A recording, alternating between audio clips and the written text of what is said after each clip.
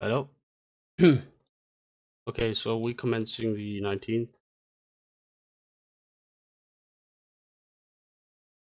economic calendar first. Nothing today, nothing tomorrow, nothing on Wednesday really. Apart from the FOMC minutes, so before that you could have some really shit price action. Thursday, yes, a lot of movement actually should be expected. Friday, decent amount of movement, I would say. So the week's end and well, the middle to the end seems to be heavy in terms of movement. For your big movement, that's where you should focus on. Um, the higher time frame wise under the dollar, let's see here. So obviously it was risk off, sorry, risk on.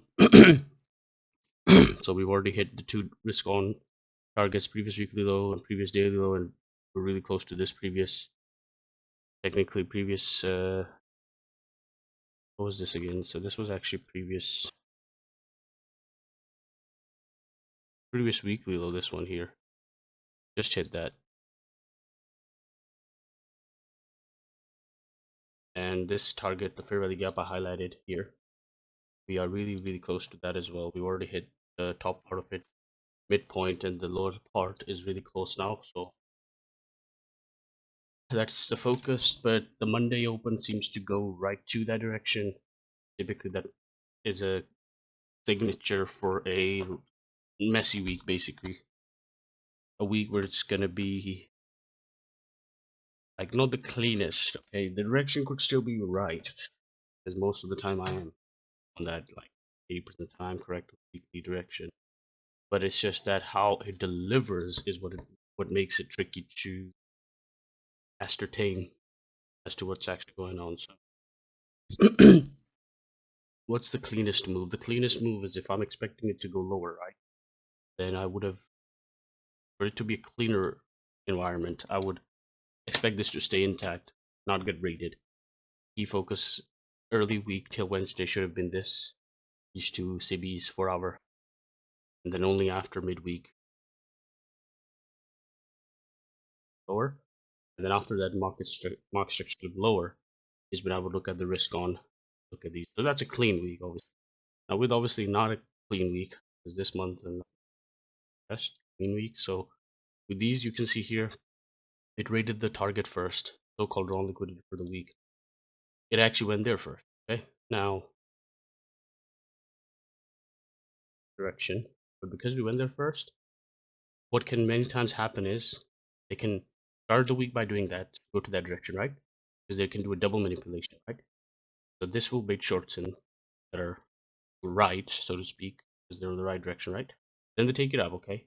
Now this is going to create an illusion. Oh wow, look at that displacement up, right? It's going to go up. Everyone's going to buy here, and then it goes to its original target by first engineering the bullish sentiment in as a counterparty to the short position. So that could be something on the cards, okay? I'm not saying 100%, but that could be something we can look for. In which case, if it then becomes bullish till midweek FOMC, then these two, well, this one I guess first, and then these two CBs are going to be my main objective for the weekly resistance, so to speak. Wouldn't really want to see anything close above their mean points, midpoints, I mean.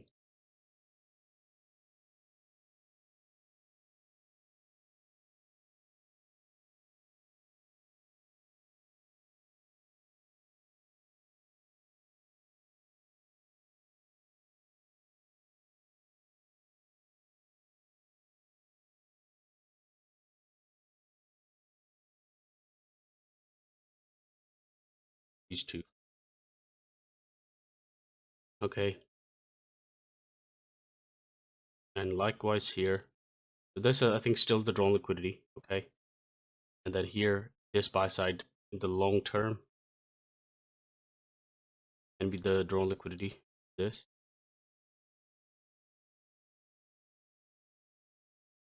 and then obviously this low here can be the focus. I had a bit of a pause here in this couple of weeks, and here as well. We had big movements before non-farm payroll, I think. So I'm still actually risk on, especially until this gap closes here, daily fair value gap here. Still a bit of it is still left open. These rejection blocks, CE here, and then this buy side liquidity.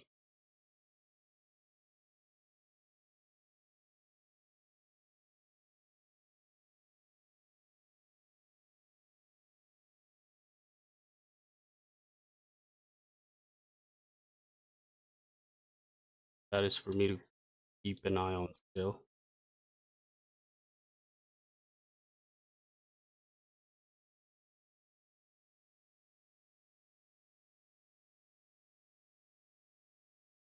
In terms of the account, I want to go for it, but again, I don't want to just go for it for the sake of going for an account. I think since we haven't had the account, we've been very measured and precise in our engagements with the market. We've only hunted setups that look like, yes, there's logic. There's a reason why I think it will, do X, Y, or Z. And it's not simply because, oh, it was premium and it's a displacement and let's just take it now. No, it was actually hinging upon the higher time frame levels, hinging upon the weekly profile, the daily profile, and the session profile. When it's bringing all of that together, then that becomes a really high probability. And the cherry on top of the most important thing, the time is with me as well. That move that I'm anticipating is going to happen because the time is, relevant for that to now occur. So that was the biggest. Okay. Yeah, there were still losses. I'm not gonna lie. Okay, but at least you limit them. You limit your engagements with the market. Naturally, that means less trades, less screen time, less time basic in frustration with low probability setups that are just really dry and not moving, not doing much. And then that overall filters all the bad trades out default. So less is more. That's what I would say. Challenge wise, yes, we will go for another 25k inshallah. Um, inshallah, I'm thinking maybe this week, actually, even midweek, we can do that because we might wait for FMC to just clear up and just show us a clear displacement, and then obviously we can do that. This morning was actually really good. You have a deep premium from last week built up here on Friday. Anticipation of the retail's trendline liquidity breakout. It just kept hunting buy side, made them jagged. It was just smooth equal lows, and fair value gaps, inefficiencies along the way. You saw open, that was just a easy textbook one. Obviously, Monday, yeah, can be a bit messy as you saw here. Actually, hold up, look at this. This actually even took out the. Now, obviously, this is a thing with forex. This may not be the same everywhere, but look, it still took it out. So it would have still made it very difficult if you took this here, the market structure shift, or even here, even if you had a, let's say, really good entry per se, right? 4 pips stop loss, let's say 2R. Um, you know, I like to hunt for normally. It would have just removed you, and even though you were right, but taking it out now. Sure, you can then take it here, but then you had to be really quick because it wasn't going to return you. Just take it here. Yeah, you can have a small stop on the logic that it's not going to go up now again because offset the shorts that we're in. But Mondays are like this. The openings are going to be like this. Create an interest, make it look really easy in one direction, and then just run it over. And even when you are on side, this can still happen to you. What do you do? Do you still hold on to your bias or do you switch? Well, experience will tell you that you hold on to it because then you will look at what time was this? 9:20. You look at half an hour. If you can 1 hour, that's amazing. But if you cannot, then go sub 1 hour. Look at the closes bodies where they're closing. As you can see here, this was closing below the midpoint. And then obviously your higher time frame is telling you that premium, D premium, so we're going to go lower naturally, right? Even that's just a normal. Without even the higher time frame. The higher time tells you normally the counterparty is up actually. Sorry, the counterparty is down actually. The counterparty is on the lower side. That's straight away telling you they're going to want to create an interest opposite to the daily direction. The daily direction is going to be counterparty because the weekly direction is up. So it all basically adds up. There's wheels within wheels, basically. But yeah, take it easy, and we'll see how it goes.